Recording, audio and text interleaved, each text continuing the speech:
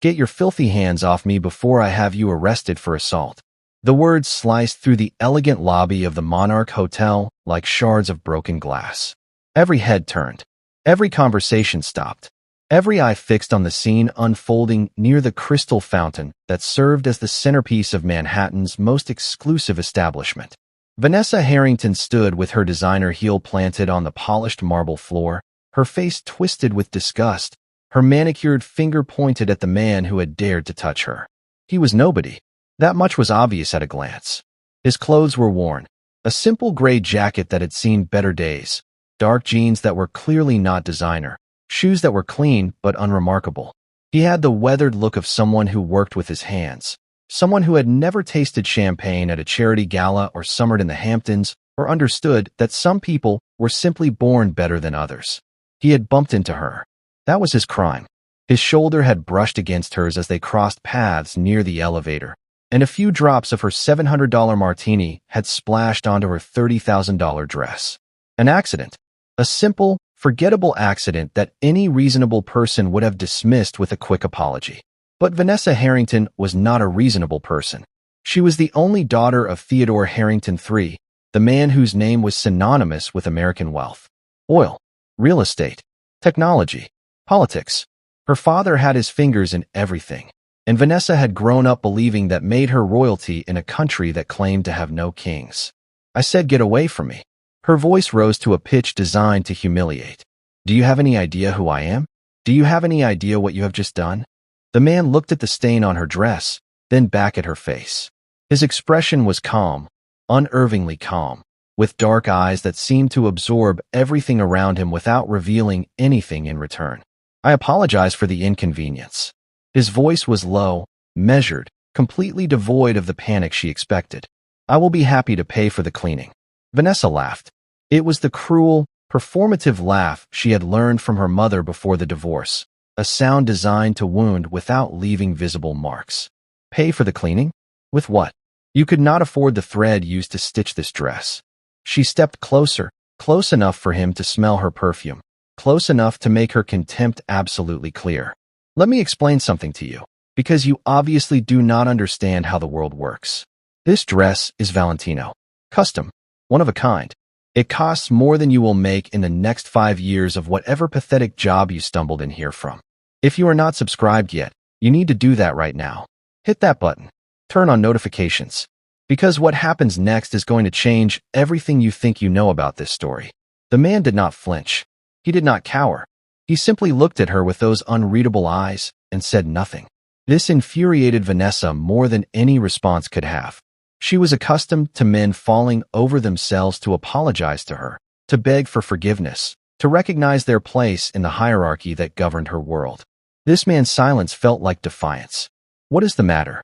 Cat got your tongue." She turned to the small crowd that had gathered, playing to her audience. "This is what happens when they let just anyone walk through the front door. No standards. No class.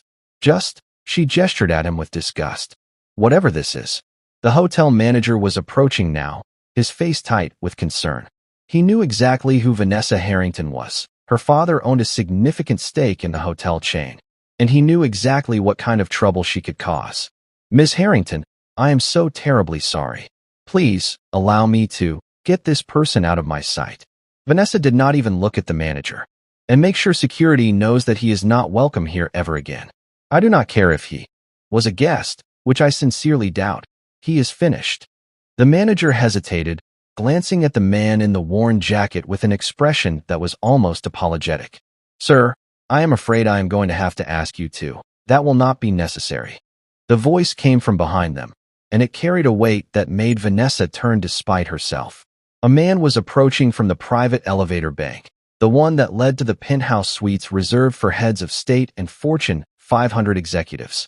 He was older, perhaps 60, with silver hair and the bearing of someone who had commanded armies. He wore a suit that put Vanessa's father's wardrobe to shame, and he walked with the confident authority of a man who was never, ever questioned. "Mr. Castellano." The hotel manager's voice changed completely, from apologetic to reverent. "I did not realize you were. I apologize for the disturbance, sir. We will handle this immediately." The man called Castellano stopped beside the stranger in the worn jacket, and placed a hand on his shoulder. It was a gesture of familiarity, of respect, of something that made Vanessa's stomach clench with a sudden, inexplicable unease. "Marcus." Castellano's voice was warm. "Is there a problem here?" The man in the worn jacket, Marcus, finally smiled. It was a small smile, barely visible, but it transformed his face entirely. "No problem, uncle. Just a misunderstanding." "Uncle." The word echoed in Vanessa's mind, refusing to connect with what she was seeing. Castellano turned to look at her, and his eyes were nothing like Marcus's. Where Marcus's gaze had been calm and unreadable, Castellano's burned with a cold fury that made Vanessa take an involuntary step backward. "Ms. Harrington." His voice was ice. "Do you know who you have just insulted? Drop a comment right now and tell me what you think is about to happen. Who is Marcus? Why is Castellano so angry? I want to hear your theories because this story is about to take a turn you never saw coming." Vanessa's mouth opened and closed. For the first time in her life, she found herself without words. He bumped into me. He ruined my dress. You were just humiliating a stranger in public based on the assumption that his clothes define his worth." Castellano's voice did not rise, but somehow that made it worse. "You were just treating another human being like garbage because you believed no one would stop you. I do not know who you think you are, but your father is Theodore Harrington. I know exactly who he is." Castellano smiled, and it was the coldest expression Vanessa had ever seen. "I also know things about your father that would make the front page of every newspaper in the country. But we will discuss that another time." He turned back to Marcus. "Come, we have business to attend to." Marcus nodded, but before he walked away, he paused and looked at Vanessa one last time. There was no anger in his expression, no wounded pride, just a quiet assessment that made her feel, for the first time in her life, completely seen and completely judged. "The dress is not ruined," he said quietly. "Sparkling water and a cloth will remove the stain completely. Valentino uses a fabric that resists alcohol damage." He tilted his head slightly. "You would know that if you actually appreciated what you were wearing instead of just using it as a weapon." Then he turned and walked away, following Castellano toward the private elevators, leaving Vanessa standing in the middle of the lobby with her $30,000 dress and her shattered sense of superiority. The crowd dispersed. The hotel manager melted away, and Vanessa was left alone with a growing awareness that she had just made a terrible, terrible mistake. That night, Vanessa did something she rarely did. She researched. The name Castellano meant nothing to her. Her father moved in circles of legitimate power, of boardrooms and political fundraisers, and carefully cultivated public personas. She had never heard of anyone named Castellano in those circles. But when she searched, she found almost nothing. A few business registrations, some property records, nothing that explained the reverence in the hotel manager's voice or the cold fury in Castellano's eyes. It was her assistant, Maria, who finally provided the answer the next morning. "Miss Harrington?" Maria's voice was hesitant. "You asked me to look into a man named Castellano? What did you find?" Maria set her tablet on Vanessa's desk and scrolled to an article from an Italian newspaper, translated into English. Giovanni Castellano, 72 years old. Officially, he is a retired import-export businessman with holdings in shipping, real estate, and hospitality. Maria paused. Unofficially, he is one of the most powerful crime bosses in the Western Hemisphere. The Castellano family has controlled organized crime on the East Coast for 3 generations. Vanessa felt the blood drain from her face. And the man with him? Marcus. Maria scrolled to another page. A photograph appeared, grainy, clearly taken from a distance, but unmistakably the man from the hotel lobby. Marcus Castellano, Giovanni's nephew, but raised as his son after Marcus's parents were killed when he was 12. Maria's voice dropped. He is 34 years old. He took over operations of the family business 5 years ago when Giovanni stepped back for health reasons. He is considered one of the most dangerous men in organized crime, not because he is violent, but because he is patient. He studies his targets for months before making any move. He knows everything about everyone, and he dresses like a homeless person because he believes in understanding all levels of society. He reportedly spends weeks at a time living modestly, walking through the city like an ordinary person, watching how people treat those they perceive as beneath them. Maria met Vanessa's eyes. He calls it reading character. Vanessa sat in silence for a long moment, the full weight of what she had done slowly settling onto her shoulders. She had not just insulted a stranger. She had publicly humiliated the head of one of the most powerful crime families in America. She had called him pathetic. She had threatened to have him arrested. She had treated him like garbage, and he had watched her do it with those calm, assessing eyes, taking note of every word, every gesture, every cruelty. "Miss Harrington?" Maria's voice was worried. "Are you all right?"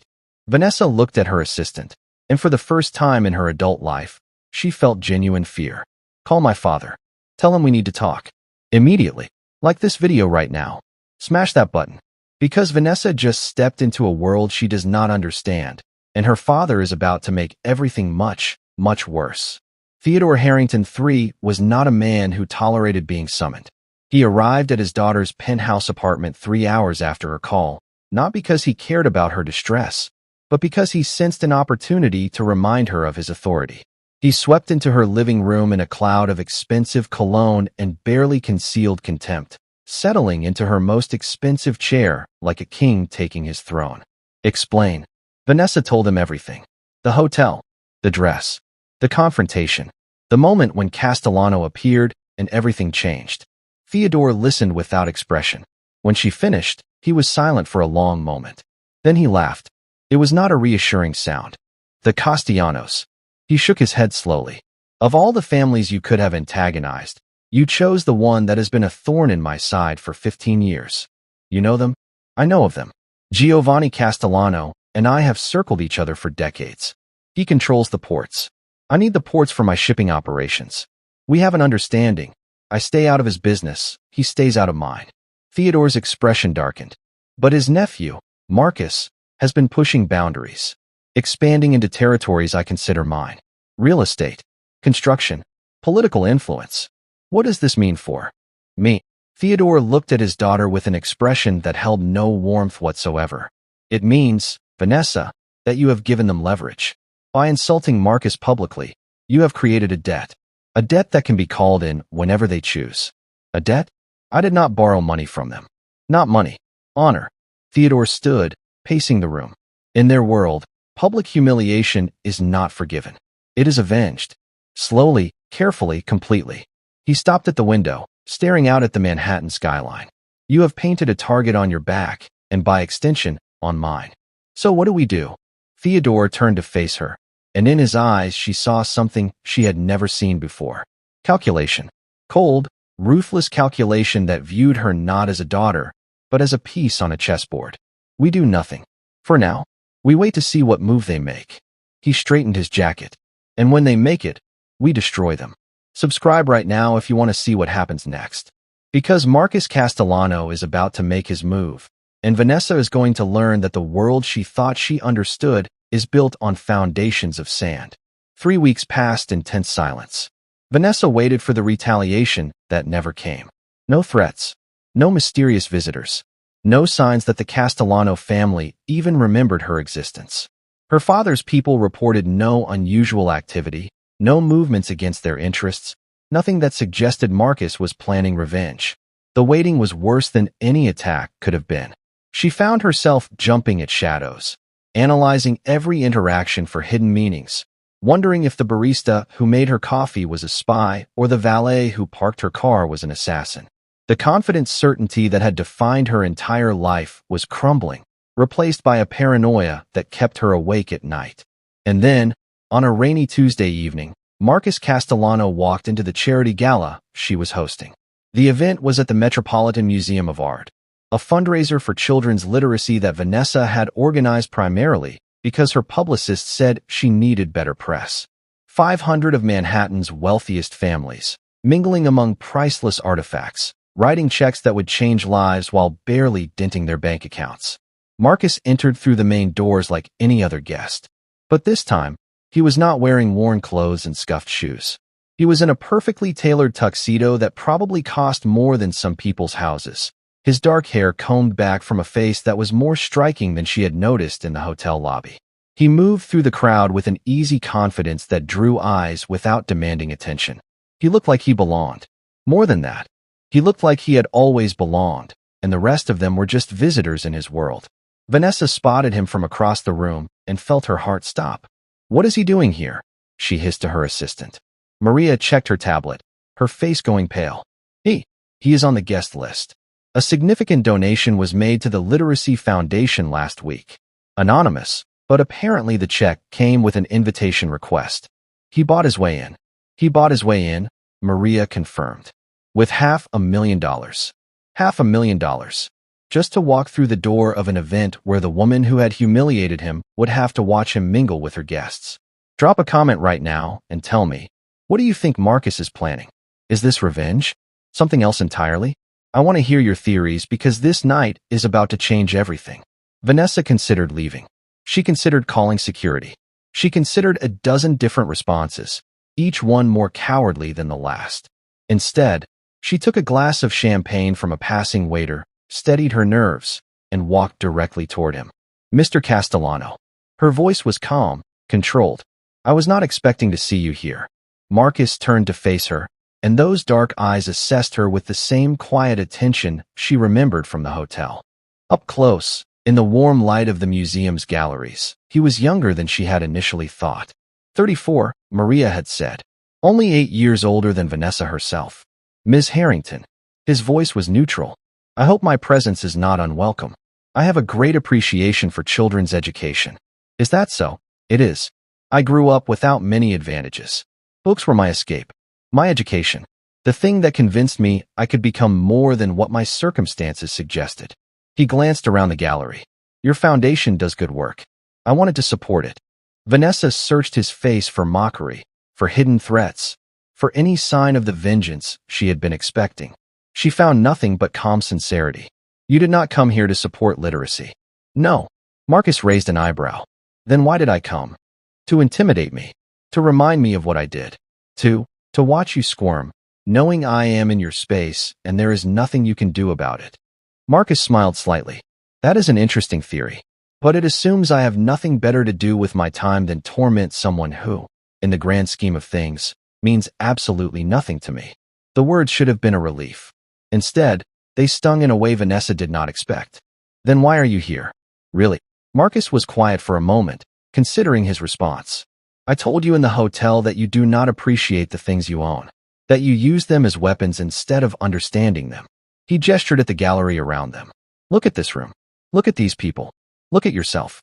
Do you actually know why you are here tonight? Do you care about literacy? About children who cannot read?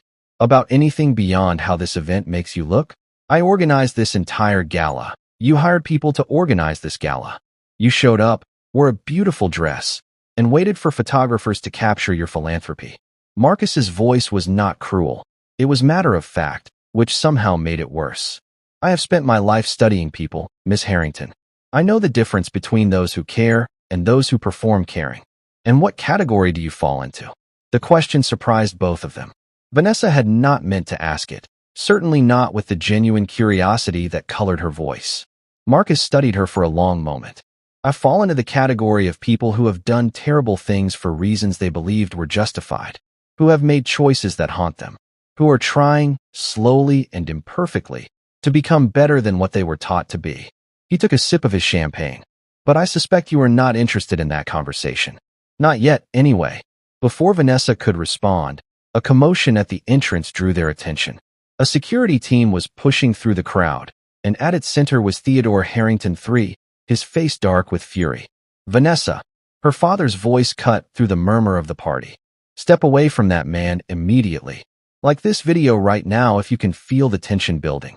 Hit that button because what happens next is going to change everything." Vanessa did not move. She was not sure why. A month ago, a week ago, she would have obeyed her father without question. He was Theodore Harrington III. His word was law in their world. Defying him was simply not something that occurred to her. But something about Marcus's words had shifted something inside her.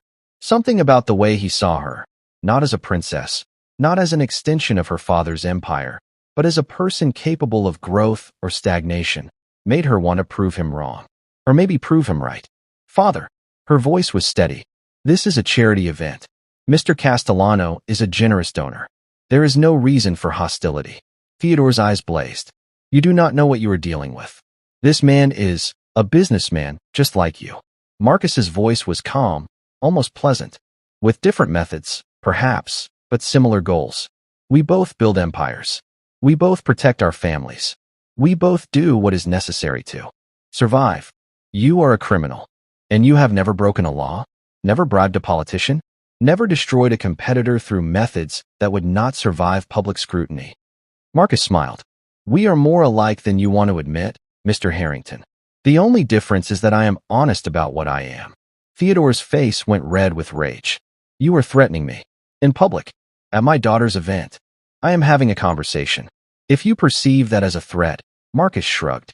Perhaps that says more about your conscience than my intentions. The crowd had gone silent.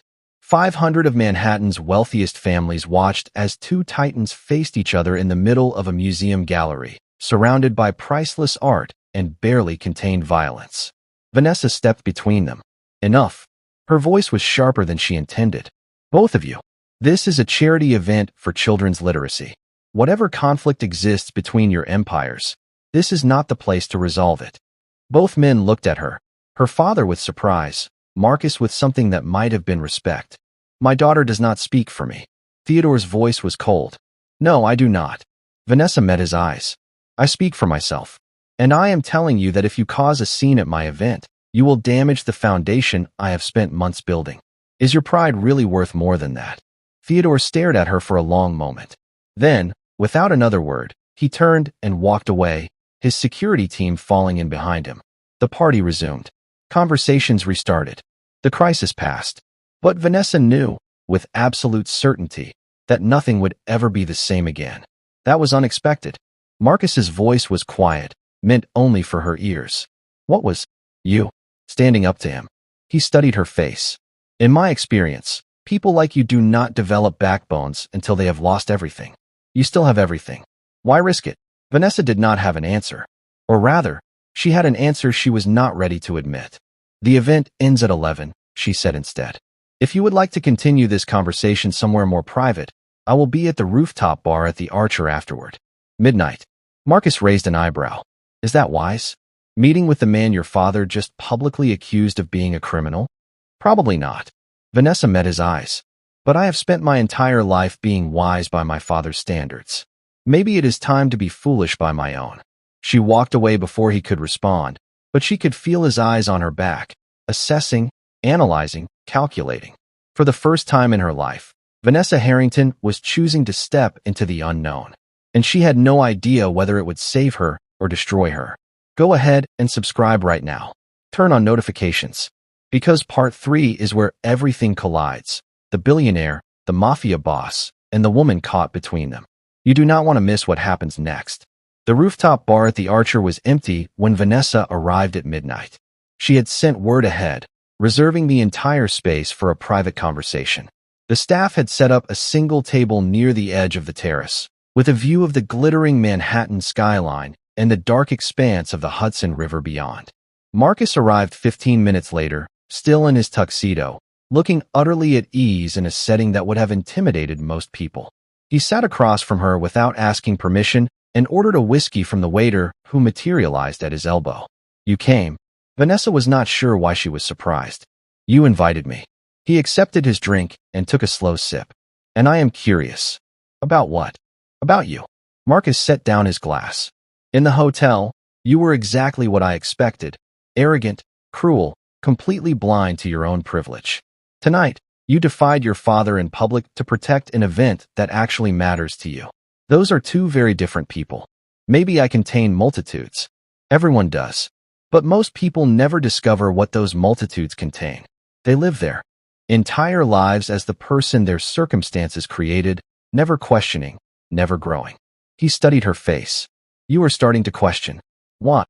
Vanessa was quiet for a long moment, searching for words she had never had to find before. When you looked at me in the hotel, when you said that thing about my dress, about not appreciating what I had, something cracked. I have been thinking about it ever since. She shook her head. I have spent my entire life believing I was special, that I was better than other people because of my name, my money, my father's power. And you looked at me like I was nothing, like I was less than the clothes I was wearing. That bothered you. It infuriated me, but not because you were wrong. Vanessa met his eyes. Because you were right. I was treating you like garbage based on your appearance, never stopping to consider that you might be exactly what you turned out to be, someone far more powerful than me. And if I had been what you thought I was, a poor man with worn clothes and nothing to offer. The question hung in the air between them. I do not know. Vanessa's voice was barely above a whisper. But I have been asking myself that question every day since. And I do not like the answer. Marcus was silent for a long moment. When he spoke again, his voice was softer than she had ever heard it. Do you want to know why I dress like that? Why I walk through the city as a nobody, watching how people treat those they perceive as beneath them? Yes. Because I grew up with nothing.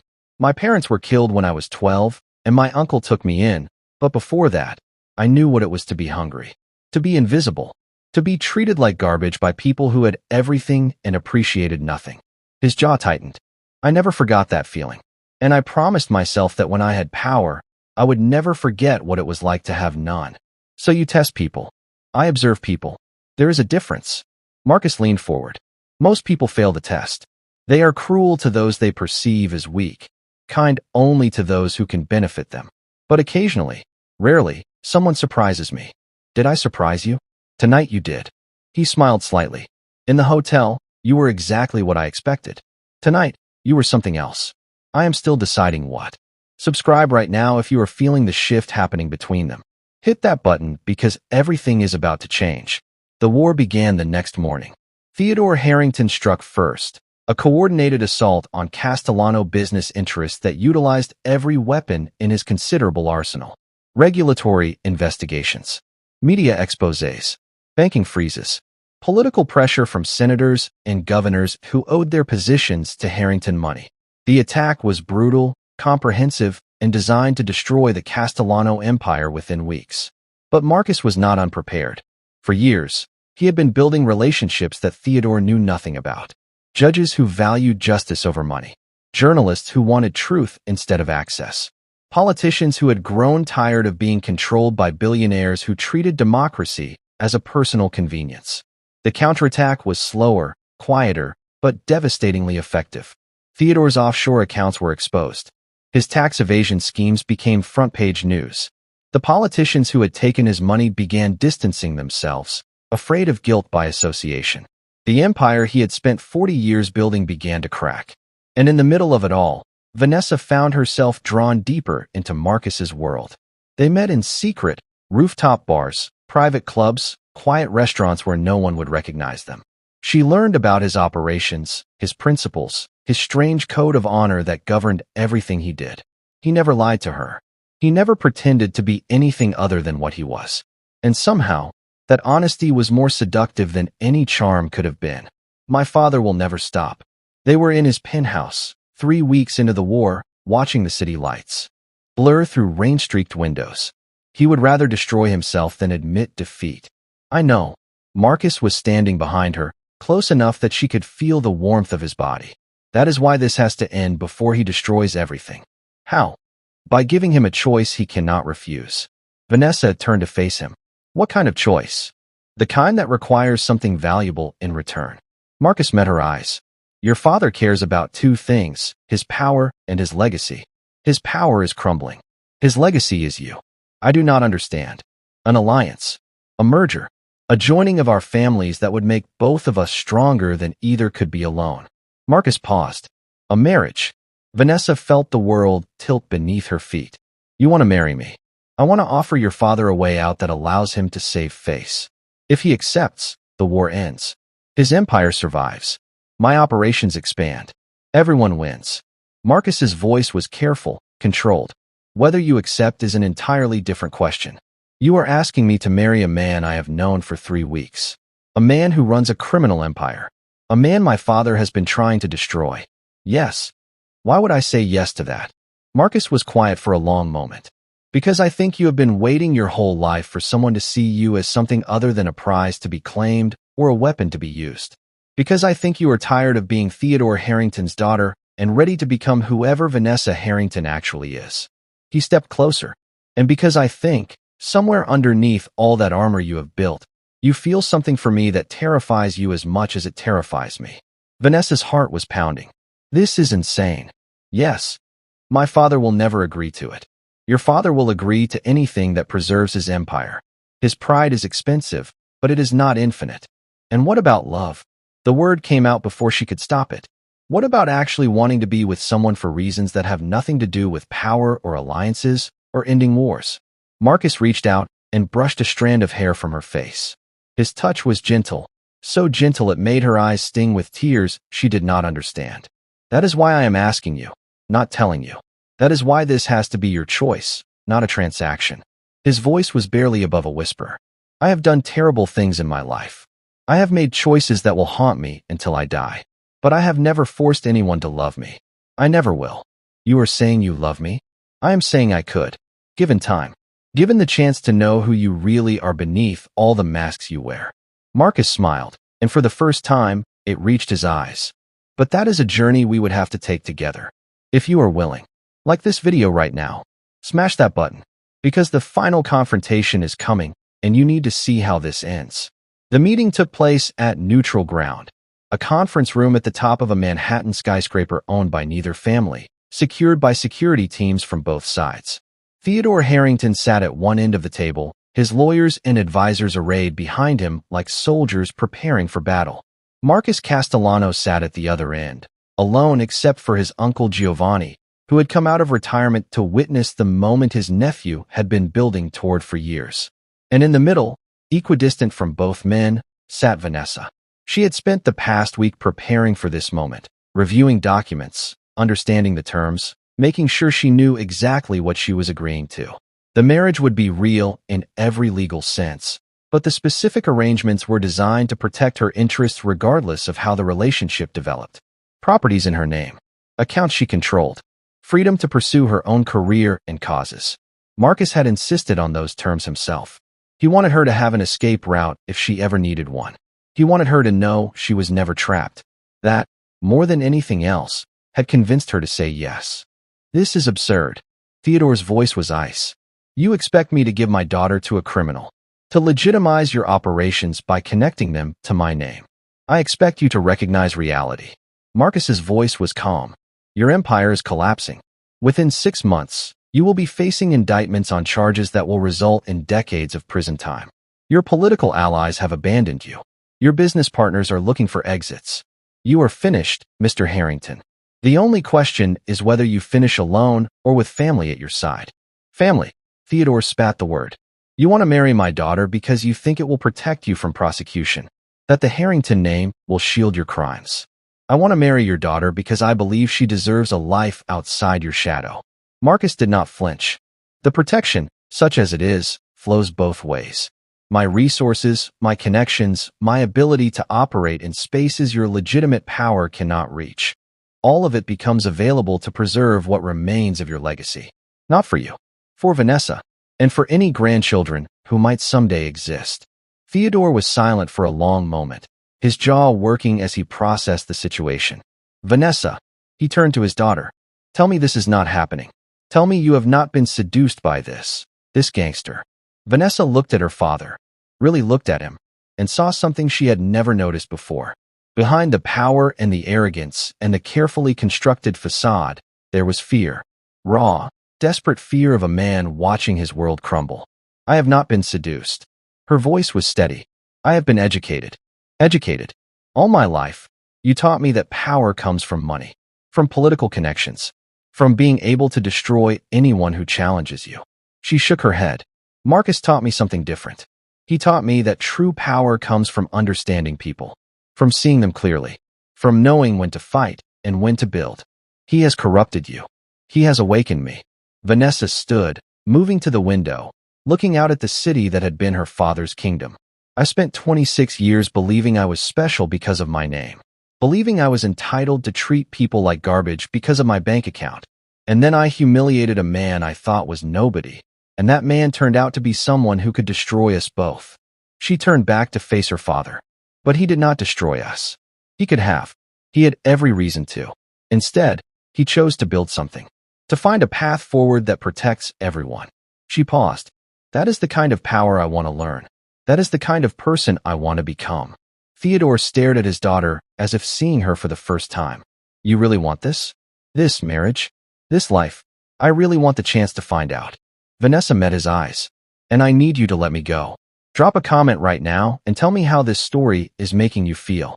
Tell me if you think Theodore will accept. Tell me what you would do in Vanessa's position.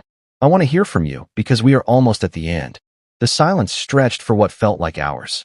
Theodore Harrington was a man who had never accepted defeat.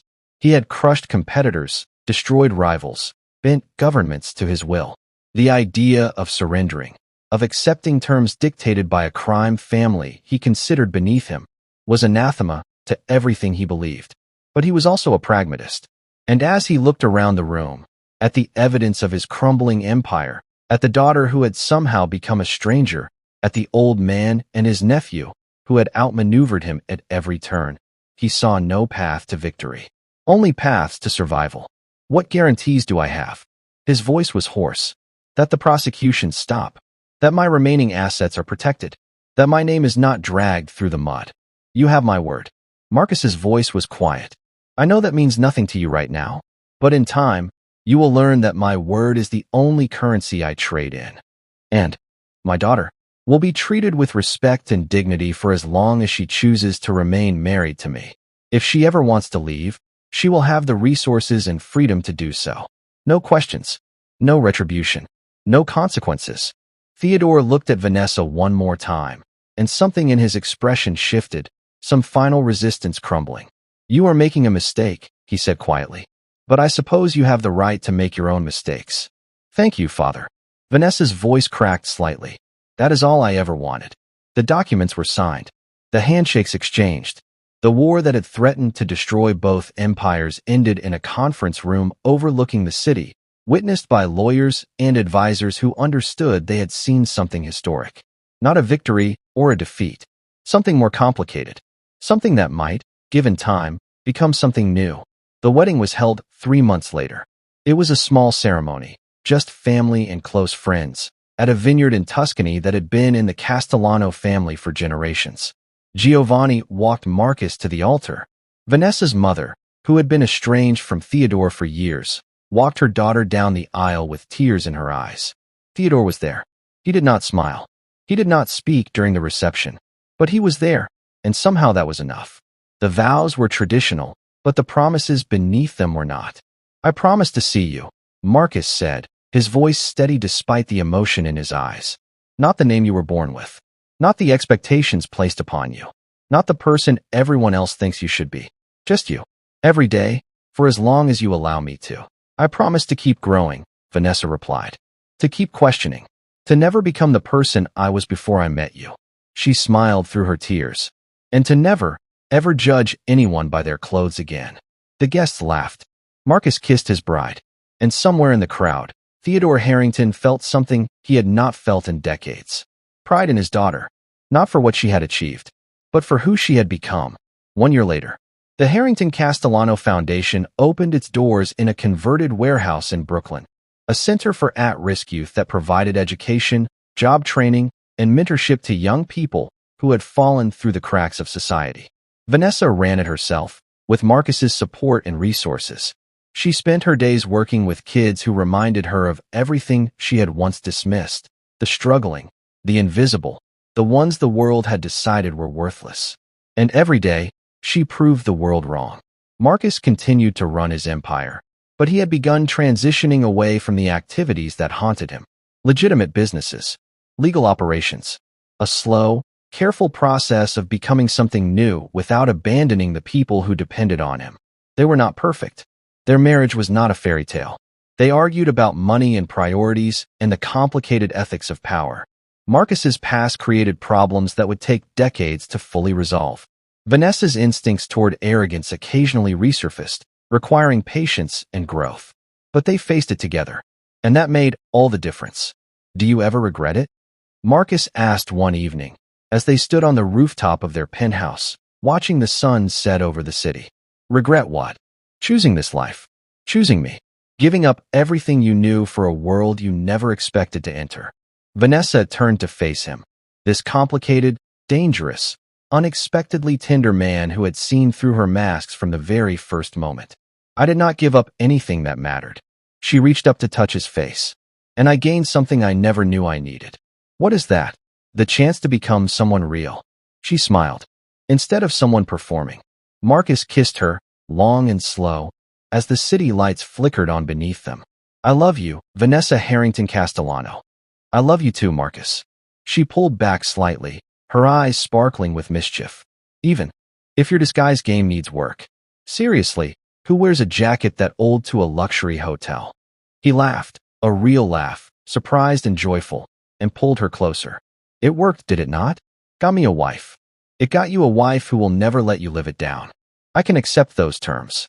They stood together in the fading light, two people from different worlds who had found something unexpected in each other. Not a fairy tale ending, but something better. A beginning. The billionaire's daughter had looked down on a penniless man and discovered he was a king in disguise. The mafia boss had tested a princess and found someone worth believing in. And together, they were building something neither of their worlds had ever seen.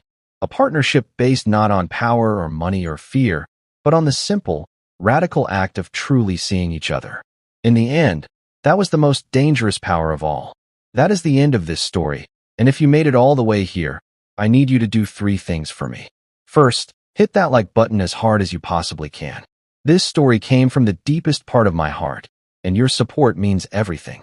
Second, drop a comment and tell me what this story meant to you. Have you ever judged someone unfairly? Have you ever been surprised to discover someone was more than they appeared? Tell me your stories because I read every single comment. Third, subscribe and turn on notifications so you never miss another story like this one. I have so many more coming, and every single one is designed to stay with you long after it ends. Thank you for being here. Thank you for staying until the very end. Thank you for believing that people can change, that love can emerge from the most unlikely places, and that the most powerful force in the world is not money or violence, but the courage to see someone for who they truly are. I will see you in the next one.